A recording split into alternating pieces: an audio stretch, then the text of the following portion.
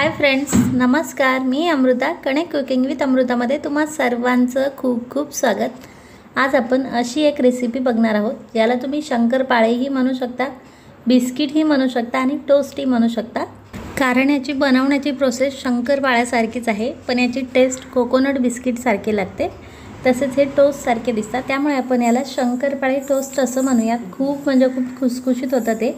तुम्ही याला असंही खाऊ शकता किंवा चहासोबत देखील खाऊ शकता. खूप भन्नाट लागतात आणि बनवायला तर हे खूपच सोपे आहे. अगदी झटपट तयार होतात आणि महिनाभर काय 2 महिने टिकतात आणि तसेच छान खुसखुशीत देखील राहतात. तर लगेच रेसिपीला सुरुवात करूया. त्या अगोदर तुम्हाला विनंती आहे, तुम्ही जर चॅनलवरती नवीन असाल आणि अजूनही चॅनलला सबस्क्राईब केलं नसेल तर नक्की करा. तसेच बाजूच्या घंटीवर दाबून ऑल बटनवरती देखील दाबा. त्यामुळे काय होतं, मी ज्या अजून नवीन रेसिपीज अपलोड करते तेव्हा त्याचं नोटिफिकेशन तुम्हाला येतं आणि तुमची कुठलीही रेसिपी मिस नाही होत. तर लगेच रेसिपीला सुरुवात करूयात. तर हे शंकरपाळे टोस्ट बनवण्यासाठी आपल्याला 2 कप मैदा घ्यायचा आहे. मैद्याऐवजी तुम्ही गव्हाचं पीठ देखील वापरू शकता. त्यानंतर हे छान क्रिस्पी होण्यासाठी आपल्याला अर्धा कप बारीक रवा घ्यायचा आहे. रवा घेताना बारीकच घ्यायचा आहे. जर जाड रवा घेतला तर मग तो मिक्सरला अगोदर थोडासा फिरून घ्यायचा आहे, बारीक करून घ्यायचा आहे आणि नंतर यात व्यवस्थित मिक्स करून घ्यायचा आहे. रवा छान व्यवस्थित मिक्स झाला की आपल्याला आता यात तुपाचं मोहन घालायचं आहे, तेलाचं मोहन नाही. अर्ध्या कपाला कमी मी तूप घेतलेलं आहे. तूप वितळवून घेतलेलं आहे आणि जास्त तूप गरमही करून घेतलेलं नाही आहे, कोमट घेतलेलं आहे. आणि हे कोमट तूप या सर्व मैद्याला असं चोळून घ्यायचं आहे. राहिलेलं तूप देखील मी यात घालते.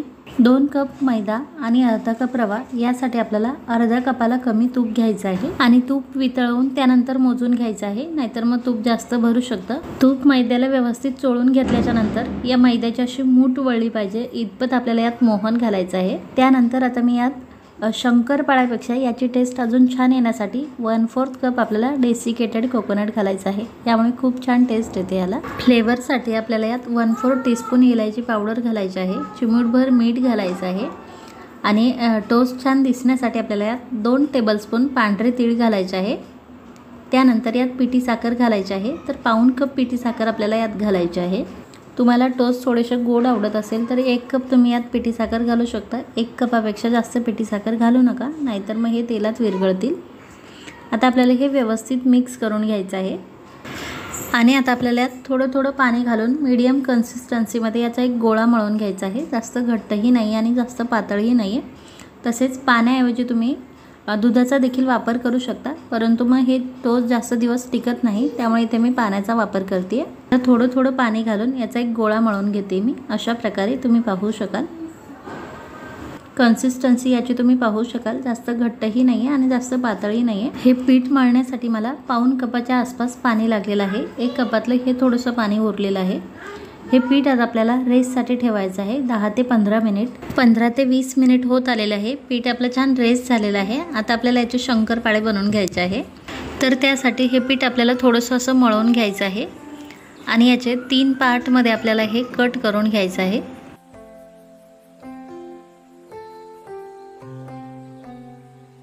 तीन पार्टमध्ये असं कट करून घेतल्याच्या नंतर आता आपल्याला एक पार्ट घेऊन याला असं लंबगोल करायचं आहे, पसरवून घ्यायचं आहे. या पिठाला थोडंसं असं हाताने तुम्ही याला मऊ करून घेऊ शकता आणि त्यानंतर असं पसरवून घेऊ शकता. जसं आपण पापडाच्या लाट्या वगैरे करण्यासाठी पीठ असं पसरवून घेतो ना, तशाच प्रकारे आपल्याला हे हाताने असं पसरवून घ्यायचं आहे.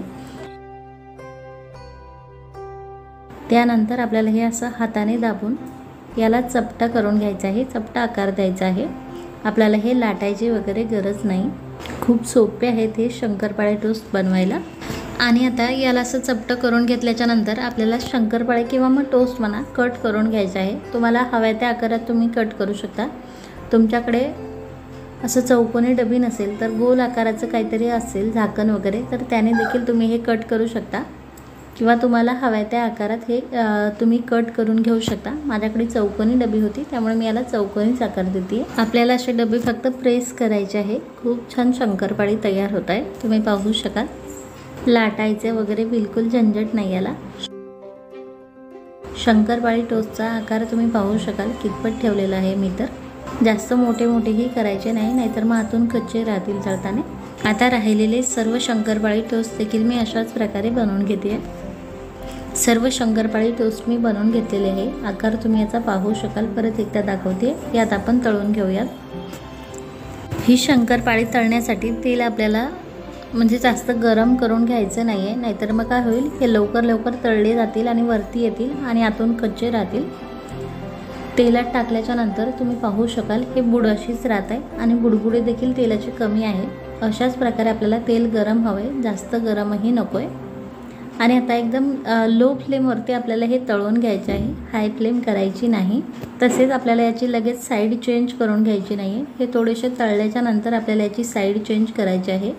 तुम्ही पाहू शकाल खालच्या साईडने असा थोडासा गोल्डन कलर आलेला आहे याला। सर्व शंकरपाळ्याची मी साईड चेंज करून घेते आता। थोडेसे तळल्याच्या नंतर साईज याचे तुम्ही पाहू शकाल डबल फुगलेले आहे ते।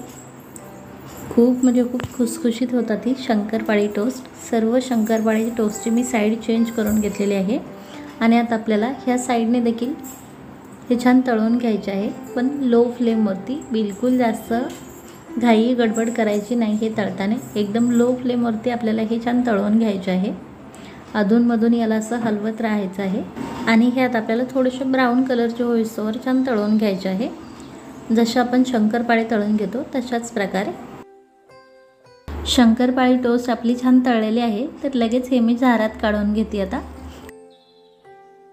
बिलकुल तेलकट होत नाही ते, तुम्ही पाहू शकाल। लगेच याने तेल असं ॲब्झॉर्ब करून घेतलेलं आहे आणि हे जास्त डार्क चॉकलेटी करायचे नाही आपल्याला, कारण हे काढून घेतल्याच्या नंतर देखील थोड्या वेळ याची कुकिंग प्रोसेस चालूच असते, त्यामुळे अजून याला थोडासा डार्क कलर येतो, त्यामुळे जास्त डार्क करायचे नाही आपल्याला।